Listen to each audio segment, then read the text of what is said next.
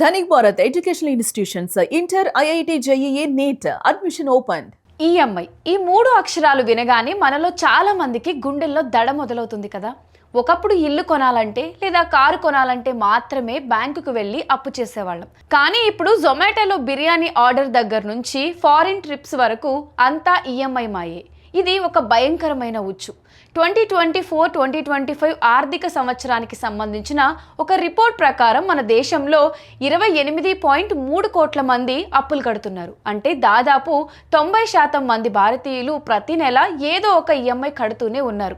ఇందులో 85% మంది తమ జీతంలో 40%కి పైగా కేవలం ఈఎంఐల కోసమే తగలేస్తున్నారు.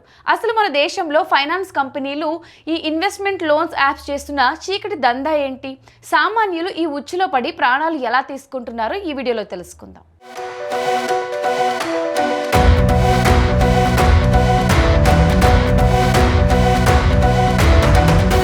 2024-25 ఎకనామిక్ సర్వే డేటా ప్రకారం మన దేశంలో సగటు నెలసరి ఆదాయం కేవలం 12,750 రూపాయలే. దేశంలో 70% మందికి 50,000 కంటే తక్కువ జీతమే వస్తుంది. కానీ మన ఖర్చులు మాత్రం లక్షల్లో ఉంటాయి. చేతిలో చిల్లి గవ్వ లేకపోయినా ఐఫోన్లు, పెద్ద పెద్ద కార్లు కొనేస్తాం. ఎలా సాధ్యం? అదే ఫైనాన్స్ కంపెనీలు వేస్తున్న వల. No cost no EMI, buy now pay later అంటూ ఆఫర్లు ఇచ్చి అవసరం లేని వస్తువులను కూడా మన నెత్తిన రుద్దుతున్నారు. 2021లో 6.1 CRగా ఉన్న క్రెడిట్ కార్డ్ యూజర్లు 2025 వచ్చేసరికి ఏకంగా 10,88,00,000కు పెరిగిపోయారు. లోన్ యాప్స్ టార్చర్ నెల తిరిగేసరికి అకౌంట్లో జీతం పడుతుందో లేదో గ్యారంటీ లేదు, కానీ ఈఎంఐ మాత్రం ఖచ్చితంగా కట్ అవుతుంది. ఒకవేళ కట్టకపోతే ఇక ఫైనాన్స్ టార్చర్ మొదలైనట్టే. విశాఖపట్నంలో జరిగిన ఒక దారుణం వింటే మీ రక్తం మరిగిపోతుంది. అక్టోబర్ 2024లో 20 ఏళ్ల ఒక యువ మత్స్యకారుడు ఆన్లైన్లో కేవలం 2,000 రూపాయలు లోన్ తీసుకున్నాడు. అసలు కట్టేశాడు, కానీ వడ్డీ కట్టడం లేట్ అయింది.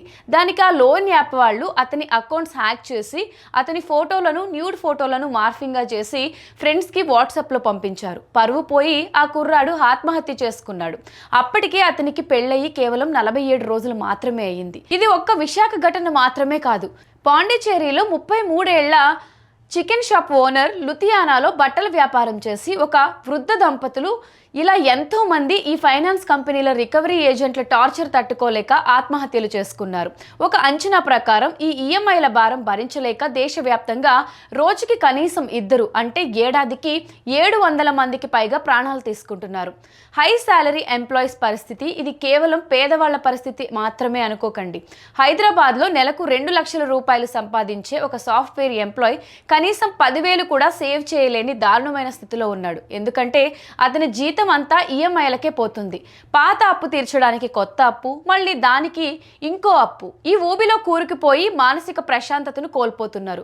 మనం సంపాదించేది ఆనందంగా బతకడానికి, అప్పుల వాళ్ళకి భయపడుతూ బతకడానికి కాదు. ఫోన్ కావాలి, కార్ కావాలి, కానీ సేవింగ్స్ కూడా ఉండాలి. మీకు ఏది అవసరమో దానికే ఖర్చు చేయండి. అలాగే మీకంటూ, మీ ఫ్యామిలీ కంటూ ఒక financial protection terms and conditions ఖచ్చితంగా ఉండేలా ప్లాన్ చేసుకోండి. మరి ఈ ఈఎంఐ ట్రాప్ మీద మీ ఒపీనియన్ ఏంటి? మీరు కూడా ఎప్పుడైనా ఇలాంటి లోన్ యాప్స్ టార్చర్ ఫేస్ చేశారా? మరో ఇంపార్టెంట్ అండ్ సాలిడ్ స్టోరీతో మళ్ళీ కలుద్దాం.